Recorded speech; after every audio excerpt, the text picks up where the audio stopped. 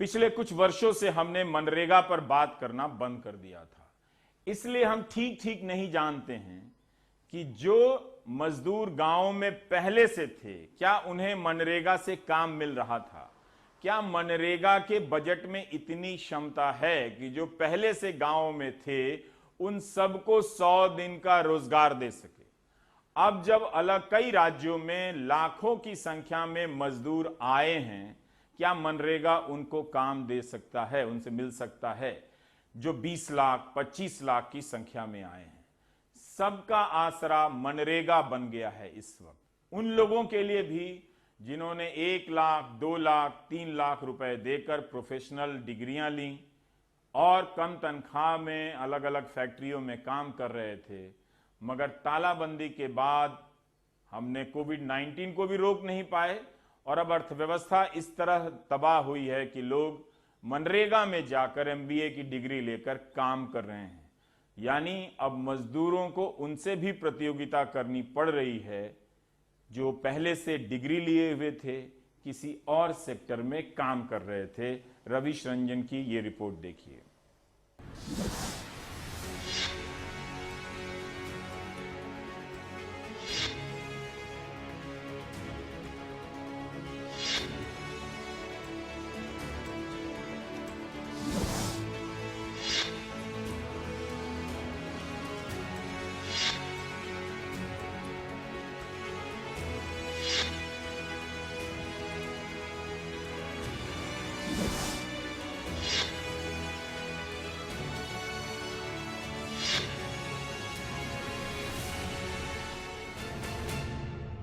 सत्येंद्र कुमार, सुरजीत कुमार और रोशन कुमार, ये तीनों डिग्रीधारी युवा भी बुलंदशहर के जुनैदपुर गांव में मनरेगा के तहत मिट्टी पाट रहे हैं। सत्येंद्र कुमार ने 1.25 लाख से ऊपर खर्च कर BBA की पढ़ाई की। कासना की बिस्किट फैक्ट्री में काम करते थे, नौकरी अब छूट गई है। जी बीवी क्या जॉब नहीं मिल रही, जॉब मिलती है 6-7 हज़ार रुपए की जॉब मिल रही है, कोई अच्छी सी जॉब नहीं मिल रही। फिर लॉकडाउन लग गया। हाँ जी, नोएडा में किए थे जॉब, जब लॉकडाउन लग गया उसके बाद जॉब छूट गई नौकरी। फिर यहाँ पे आए, यहाँ पे कुछ काम नहीं मिला।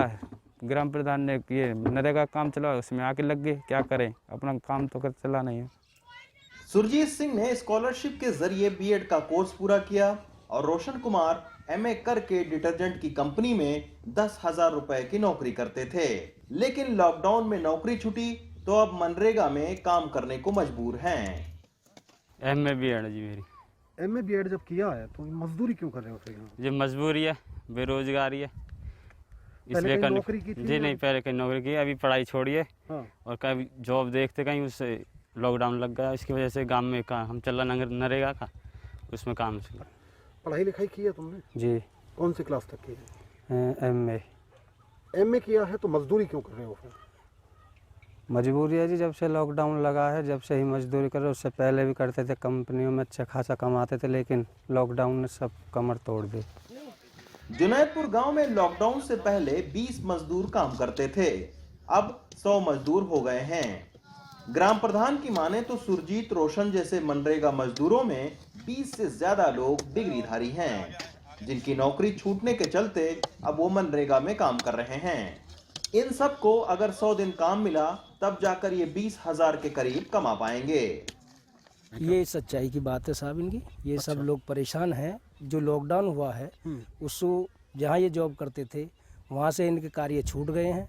गांव में आने के बाद घर परिवार चलाने की आर्थिक तंगी हो गई। मजबूरन गांव में नरेगा का कार्य चला। ये लोग सभी पढ़े लिखे ग्रेजुएट बच्चे हैं और ये मनरेगा के तहत कार्य कर रहे हैं। इस वक्त देश भर में 14 करोड़ लोगों के जॉब कार्ड बने हैं। इन सबको 100 दिन काम देने के लिए 2.8 लाख करोड़ रुपए की जरूरत पड़ेगी, जबकि भारत सरकार के बजट बढ़ाने के बावजूद अभी मनरेगा का बजट 1 लाख करोड़ रुपए ही है। इसी के चलते जानकार मनरेगा का दायरा बढ़ाने की मांग भी कर रहे हैं।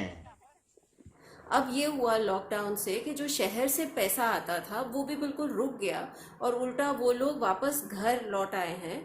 तो 14 करोड़ जॉब कार्ड में जो 26 करोड़ लोग थे उससे भी ज़्यादा बढ़ गए हैं। इसलिए इसमें काम की और ज़रूरत है और बजट की भी और ज़रूरत है।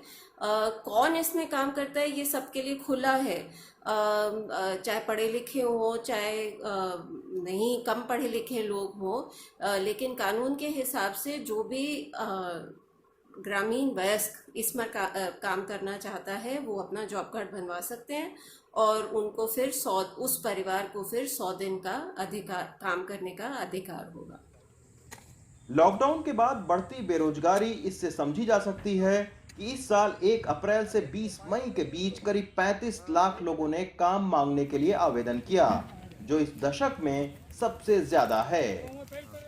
गांव के भूमिहीन किसान और कुशल श्रमिकों को अब तक महानगर में बड़ी तादाद में रोजी रोजगार के साधन मुहैया होते थे, लेकिन लॉकडाउन में पहली बार महानगर से गांव की ओर पलायन हुआ और गांव में अब रोटी के लिए जद्दोजहद बढ़ती जा रही है।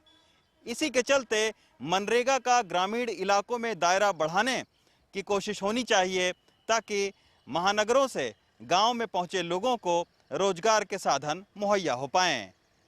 बुलंदशहर से रवीश रंजन शुक्ला, एनडीटीवी इंडिया।